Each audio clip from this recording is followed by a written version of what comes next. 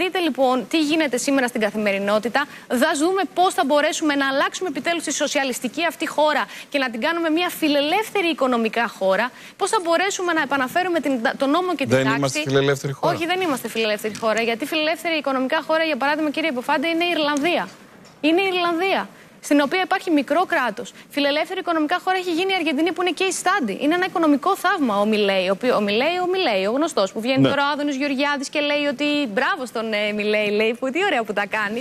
Τι ωραία που τα κάνει. Αυτά τα ακριβώς αντίθετα κάνετε όλοι εσείς. Δηλαδή, αυτό είναι θράσος. Το να βγαίνεις και να δίνεις συγχαρητήρια στο Χαβιέ Μιλέη, ο οποίος έχει μειώσει το κράτος, ο οποίος έχει μειώσει κρατικές δαπάνες. Ναι, δίναμε κάτι πριόνια αυτός, δεν είναι. Λοιπόν, άλλο το ένα, άλλο το άλλο. Εγώ μιλάω για την οικονομική πολιτική του. Στην οικονομική πολιτική του, λοιπόν, όπως και στην Αργεντινή, όπου έριξε τον πληθωρισμό από το 26% στο 2,5%. Και ούτε σε ένα χρόνο. Τώρα τι συζητάμε. Εδώ υπάρχει περίπτωση να πέσει ο πληθωρισμός?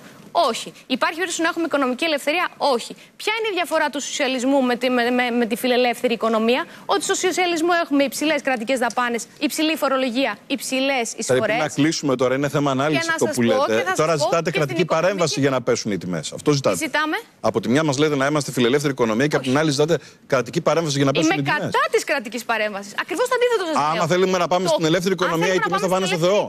Αν θέλουμε να πάμε θα πάνε κι άλλο πάνω. Αν θέλουμε να πάμε στην ελεύθερη οικονομία, το κράτος πρέπει να γίνει μικρότερο, οι κρατικές δαπάνες πρέπει να μειωθούν, η φορολογία πρέπει να πέσει με ένα flat tax. Κράτος μικρότερο, άρα δεν επευθύνεσαι στους φόρους δημοσίους υπαλλήλους εσείς. Μα γιατί, ποιος σας είπε? Συγγνώμη, γιατί αυτή τη στιγμή το ότι υπάρχουν υψηλές κρατικές δαπάνες έχει να κάνει μόνο με τους δημοσίους υπαλλήλους, δεν έχει να κάνει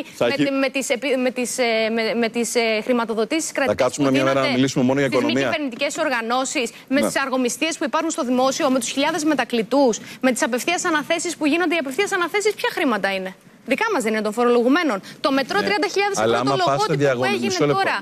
Αν θα πας σε διαγωνισμούς, κινδυνεύεις να μην κάνεις ποτέ κανένα δημόσιο έργο. Μα όχι, θα πας σε διαγωνισμούς. Να μην καλύψεις ποτέ μια τρύπα στον δρόμο. Αξιοκρατία και η διαφάνεια. Κάποια στιγμή θα μιλήσουμε μόνο για την οικονομία, κυρία Λαρινοπούλου. Η αξιοκρατία και η διαφθορά. Αυτή είναι η βασική μας διαφορά.